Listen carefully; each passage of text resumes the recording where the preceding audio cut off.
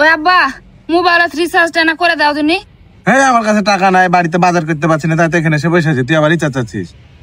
আর যার সাথে কথা বলবি তাদের সামনাসামনি কথা বলবি। রিচার্জ করার কি দরকার? সামনাসামনি যে কথা বলার সাহস আমার নাই, ওই জন্য তো মোবাইলের টাকা চাওছি। টাকা দাও। যা টাকা দিয়ে দিয়েছি।